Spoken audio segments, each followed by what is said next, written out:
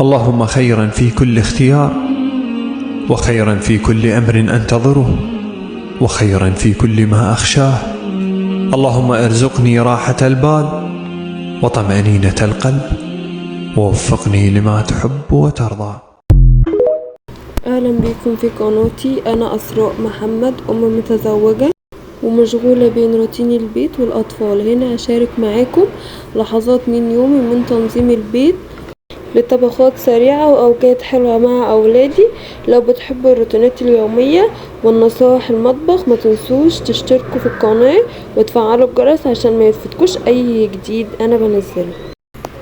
المهم زي ما انتم شايفين كده دلوقتي احنا بنرتب البيت مع بعض. نرتب اول حاجه السرير، وبعد كده الفيديو بتاعنا بتاع النهارده هيكون عن المشتريات بتاعه الشهر. طبعا هننظمها مع بعض ونحط الحاجات اللي محتاجه تتحط في العلب هنحطها، والحاجات يعني اللي محتاجه تتفضل الحاجات دي كلها يعني البيض نفضيه والحاجات دي زي ما انتوا هتشوفوا كده. طبعا اهم حاجه احنا بدينا بيها كده علشان نحس ان احنا يومنا فيه طاقه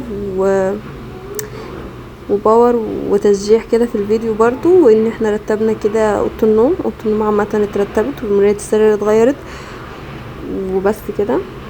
وانا بعد كده هنقفل اوضه النوم، وطبعا هنخش على المطبخ اللي احنا ما بنخلص منه ولا بنخلص منه. هنخش على المطبخ بقى زي ما قلت لكم. هننظم الحاجات المشتريات اللي احنا صورناها في الفيديو اللي فات، اللي ما شافهاش يروح يشوفها. هنحط البيض طبعا في العلبه دي عشان ما عنديش علبه بيض، فهحطه في العلبه دي وهحطه في التلاجة عشان ما يبص. وطبعا انا جايبه معاكم سمنه افضيها في البرطمان بتاعها. انا بجيب سمنه سايبه، مش بجيب سايبه علب، وطبعا اللي متابعني عارف كده. والجبن هحطها في التلاجة، والبقوليات هفضيها في العلب، والزياده هحطه في التربو بتاع اللي انا بخزن فيه يعني الاكياس اللي بتكون مقفوله او الحاجات الزياده. والتوابل برضه هفضيها في العلب بتاعتها. والتنظيم طبعا احنا عارفين ان بيسهل علينا الدنيا وبيسهل علينا كل حاجه، وبيخلينا عارفين الحاجه مكانها فين. لما بنكون منظمين الحاجه بتاعتنا بنعرف احنا نروح نجيبها، وبنعرف بنعرف ناخدها.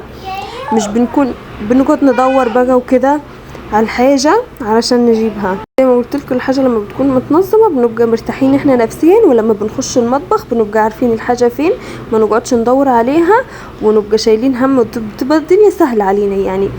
ده هنا ده هنا ده هنا ده مكان التوابل، وده مكان البقوليات، وده العلب المقفوله، وده العلب المفتوحه اللي انا هستخدمها، وده القديم وده الجديد. هخلص القديم الاول وبعد كده هفتح الجديد وهكذا. طبعا انتوا عارفين وفاهمين كل الكلام اللي انا بقوله ده. وطبعا ستات البيوت الشاطرين طبعا بيعملوا كده. والخضار طبعا هفضيه في بتاع ده علب، وهحطه في التلاجة. البصل والبطاطس والكنتالوب بحطهم في قفص كده، قفص من اللي هو بيتحط فيها الطماطم والحاجات دي. طب انتوا هتشوفوه معايا دلوقتي. وبحطهم بره كده وتي عشان يكونوا في مكان هاوي، في مكان ناشف، بحيث ان يقعدوا اطول وقت ممكن يعني، بعيدة عن التلاجة وبعيدة عن اي حاجة. زي ما انتوا شايفين كده اهو، فضيت التوابل وفضيت العسل وحطيت البيض، وهفضي السمنة، الفلفل والطماطم وايه كمان، واي خضرة يعني انا جبتها وكده. طبعا انتوا عارفين دي مكانها التلاجة، ما ينفعش تتحط برا التلاجة غير هتبوظ يعني، مش هتقعد اصلا برا التلاجة. المهم انا في مرة بصراحة يعني غسلت، مش مرة كم مرة كده كنت بغسل الخضار واحطه في التلاجة. ساعات بيقعد معايا وقت طويل، وساعات تاني بيبوظ بسرعة، فانا مش عارفة. وبرضو بتحصل معايا برضو لما ما بغسلش الخضار، ساعات بتقعد معايا وقت طويل وانا مش غسلاه، وساعات وانا مش غسلاه. يعني في انواع وانواع، بس انا لحد دلوقتي انا لسه ما ميزتش الانواع من بعض، ايه اللي بيقعد معايا كتير وايه اللي لا، او ده بيبوظ ليه وده مش بيبوظ ليه. برضو بيبوظ معايا لما بتقعد في التلاجة وهي مش مغسولة اكتر ما لما بغسلها وبتقعد معايا كده. فاهمين؟ اكيد انتوا فاهميني.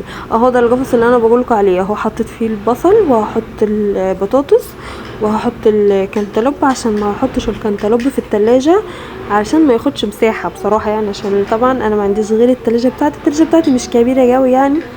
ويا دوبك التلاجة كنا يعني فيها خضار وحاجات وكده، فما كانش مكفي ان انا احط الكنتالوب، فحطيته بره. والكنتالوب بقى اعمل فيه ايه؟ هقطعه، يعني هقطع الواحده اللي احنا هناكلها واحطها في التلاجة، اجيب لها بنص ساعه ولا حاجه تسقع، وبعد كده ناكلها عادي يعني، والدنيا هتمشي. المهم بقى نيجي بقى في الموضوع بتاعنا بتاع النهارده. انا هحكي لكم عن موضوع والله انا عشته بنفسي ومحدش حكاهولي يعني، ومحدش يعني ما سمعتوش من حد يعني ولا كده، لا انا عشت الموضوع ده بنفسي. انا كأسراء يعني اتحطيت في الموقف ده، يعني انا مكنتش عارفه اعمل ايه، وربنا حطني في الموقف ده ليه انا مش عارفه يعني. انا والله العظيم ما كنتش اتمنى ان اتحط في الموقف ده. الساعه 3 بالليل واحنا رايحين ننام، واحده بتضرب طفل في الشارع في الساعة 3 بالليل، بتقول له انت تعبني وانا مش طايقاك وانا مش مستحملاك، وهو يا عيني بيعيط هستيري. الطفل ده انا ببص بقى من الشباك بشوفها بتضرب ليه، يعني ايه اللي عمله عشان تضرب الضرب ده وتعمل فيه كده. ببص من الشباك لقيت الطفل تقريبا عنده 7 سنين، من 6 و7 سنين، تمام. بتضرب وبتقوله انت تعبني وانت مغلبني وانا مش هاخدك معايا وانا هسيبك هنا عشان اعلمك الادب ومش عارفه ايه والكلام ده.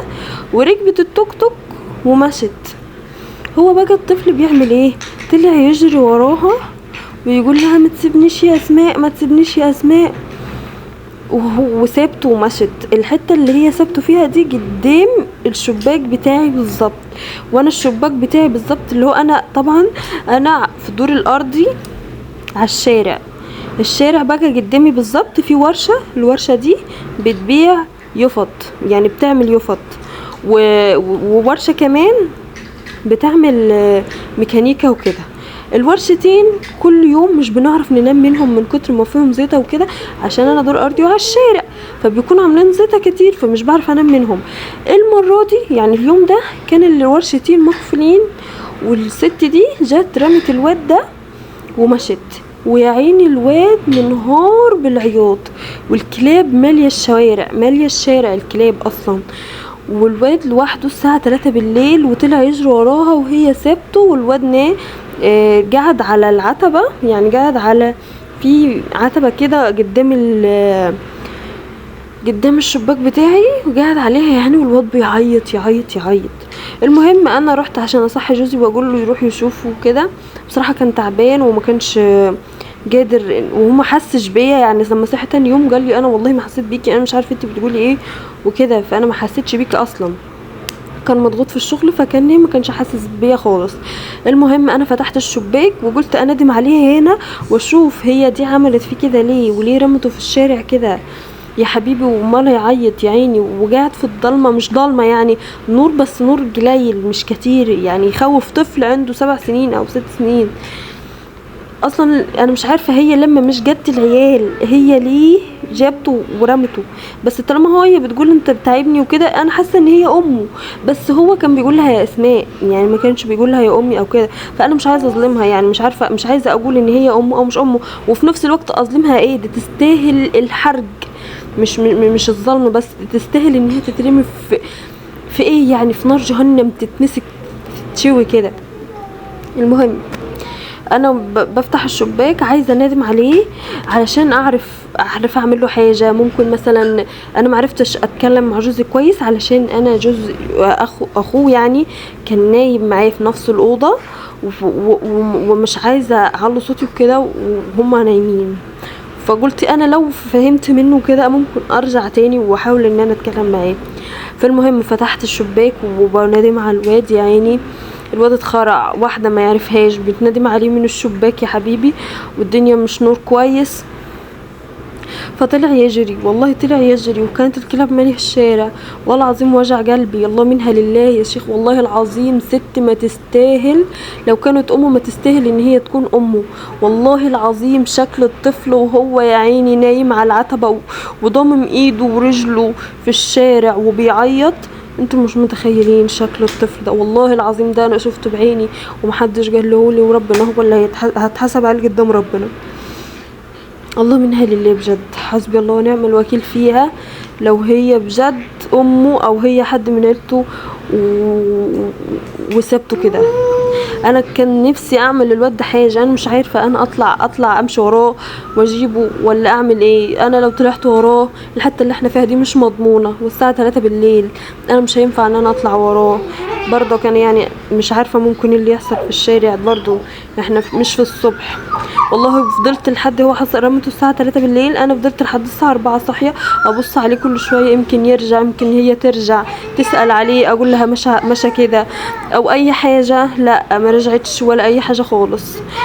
وانا تعبت نفسيا اليوم ده قسما بالله، وفضلت اعيط لحد الصبح قسما بالله وانا مخنوقه، كل شويه ابص في الشباك لحد الان والله العظيم. وانا بسجل لكم الفيديو النهارده الحد، الفيديو هينزل لكم يوم الاثنين. الموقف ده حصل يوم السبت صباح الحد، يعني حصل يوم السبت بالليل صباح الحد هو الموقف ده حصل. المهم والله العظيم يعني ادعوا له ان هو ربنا يكون وجه في ولاد حلال يقفوا معاه، وادعوا له ان ربنا يبعد عنه ولاد الحرام. بجد والله العظيم انا فضلت ادعي له انا وخليت ولاده الصغيرين يدعوا له، عشان انا والله العظيم ما كنتش متخيله الموقف اللي هي حطته فيه ده. يعني عيل صغير عنده 7 سنين ولا 6 سنين هو مش عارف يعمل ايه في الشارع يا عيني، قاعد على جنب. انا قلت يا ريتني كنت سبته ما كنتش ندمت عليه، بس في نفس الوقت على طول بعد ما انا ندمت عليه هو مشى في قدامنا قهوه وفي قدامنا سوبر ماركت كبير، فالحته دي امان شويه، يعني الحته اللي قدام اللي هو مشى ناحيتها دي. لكن انا الحته بتاعتي انا ضلمه وما كانش في حد زي ما قلت لكم خالص، والكلاب جت على طول بعدها كميه كلاب رهيبه وفضلوا يهوهوا يعني كده. وانا قلت الحمد لله ان هو ماشي بدل ما كان اتخرع في الشارع، وقدر الله ما شاء فعل والحمد لله يعني. ومش عارفين والله العظيم فعلا اي ام مش قد ان هي تكون مسؤوليه ان هي تكون ام مضغور في 60 مصيبه وما تخلفش احسن. والله العظيم زي ما بكلمكم انا ما بحبش الحوادث وما بحبش ان انا اتكلم في حوادث ولا اي كلام من ده، بس لما الموقف زي كده يحصل قدامك وتشوفيه بعينيكي انت مش بتكوني اصلا مستوعبه انت تعمل ايه. وقولوا لي لو انتوا مكاني كنت عملتوا ايه. انا ما كنتش عارفه اتصرف، حاسه ان دماغي اتشلت ومخي وتفكيري اتشل، مش حاسه ان انا عارفه اعمل. المهم نرجع لموضوعنا في الفيديو. زي ما انتوا شفتوا كده احنا نظمنا المشتريات مع بعض، وهنا بقى عملت بسكوت. انا عملت 3 كيلو بس المقادير اللي انتوا شفتوها دي مقادير كيلو واحد، انا عملت معاكم كيلو واحد. حطيت ايه؟ حطيت في الاول كان في 3 كوب سكر، 3 كوبايات سكر من الكوبايه اللي انتوا شايفينها دي، الا معلقه واحده وكوبايتين الا ربع سمنه. وعملت كله ده طبعا كويس مع بعض. وبعد كده نزلت ببيضه هم 4 بيضات، نزلت ببيضه وبعد كده نزلت كل ما بيضه تختفي انزل بالتانية. بعد كده نزلت برشه فانيليا بقى سايله او بودر اللي موجود عندك انزلي بيه. وبعد كده جبت ربع كوبايه لبن حطيت فيها معلقه نشادر ممسوحه، وحطيت معلقه ونص بيكنج باودر، وقلبت كل الكلام ده مع بعض. ونزلت بكيلو دقيق وعجنت، لميت بس الدقيق، يعني لميت الدقيق زي ما انتوا شفتوا كده وما عجنتش تاني بعد ما الدقيق اتلم. المهم بعد ما لملمت وكده الكيس بقى وانا بعمل بيض قطع، فاضطريت اعمل بالطريقه اللي انتوا شايفينها دي علشان انا ما عنديش مكنه. وبرضك اتصرفنا وعملنا وزي ما انتوا شايفين كده طلع جميل والله. هتشوفوه يعني لسه ما شفتوش.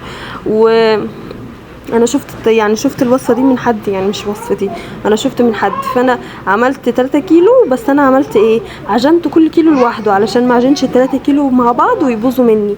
فانا قلت خليني في المضمون احسن واعمل كيلو كيلو كيلو. فانا عملت كده وصورت معاكم كيلو واحد وعملت مع نفس ال2 كيلو التانيين. المهم صبعتهم كده وحطيتهم في الصينيه. طبعا انا ما بدهنش الصينيه والفرن سخن مسبقا على درجه حراره 180 او 200، يعني هي تكون درجه الحراره عاليه. وانا حطيتها على الرف اللي من تحت خالص وسبته يا دوبك بس بياخد لون من تحت، وبعد كده بولع عليه الشوايه ياخد لون من فوق زي ما انتم شايفين كده. طلع تحفه وفي نفس الوقت والله العظيم نافعني بطريقه انتم مش متخيلينها. بالليل كوبايه شاي بلبن او الصبح كوبايه شاي بلبن وهكذا. وجوزي مثلا مديله منه الصبح لما بكون مستعجله وما فيش فطار بحط له منه وجنبيها كوبايه شاي بلبن او اي حاجه بيفطر وبيمشي على الشغل، وبدل ما سعديه ولا اي حد تاني في الشغل يفطروا فانا افطر باي حاجه هنا في البيت احسن من سعديه ولا اي حد تاني يفطروا. المهم ايه رايكم كده في الوصفه وفي الحاجات بتاعتنا؟ كده يعتبر خلاص كده البسكوت بتاعنا خلص ويا رب الفيديو بتاعنا يكون عجبكم، وقولوا لي انتوا لو كنتوا مكاني في موقف الست اللي هو حصل دوتي كنتوا عملتوا ايه. والله العظيم انا لحد دلوقتي قلبي بينبض ومخنوقه وخايفه، بتمنى والله العظيم ان انا لما اطلع الاقي الواد ده او اعرف عنه اي معلومه او اي حاجه. المشكله ان انا مفيش حد في الشارع يعرفني ولا انا اعرف حد، يعني انا مش عارف اسال عليه ولا اي حاجه. بس زي ما بصوا بقى البسكويت رصيته في العلب دي كانت عندي وبرصه على سيفه. هتشوفوا دلوقتي انتوا شفتوا انا رصيته ازاي علشان ما ياخدش مننا رطوبه يعني ويبوظ. ورصيت الكميه زي ما شفتوا دول ال3 كيلو اللي طلعوا يعني.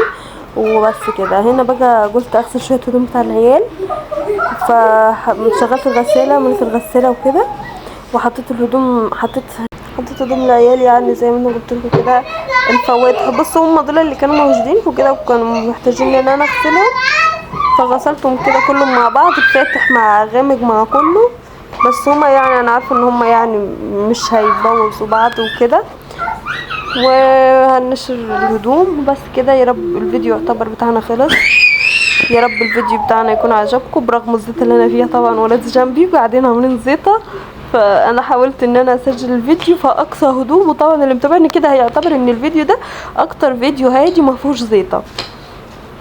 المهم هنشر كده الهدوم مع بعض وبس كده. الفيديو بتاعنا يكون خلص. يا رب الفيديو يعجبكم، ولو الفيديو عجبكم طبعا ما تنسوش تشتركوا في القناه وتفعلوا زر الجرس وتكتبوا لي كومنت حلو وتشيروا الفيديو ده للناس اللي تعرفوها.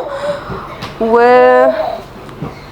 لايك طبعا ما تنسوش اللايك للفيديو عشان اللايك بيدعم الفيديو بطريقه حلوه يعني، وكمان بيدعمني انا نفسيا بيحسسني ان انا حلو.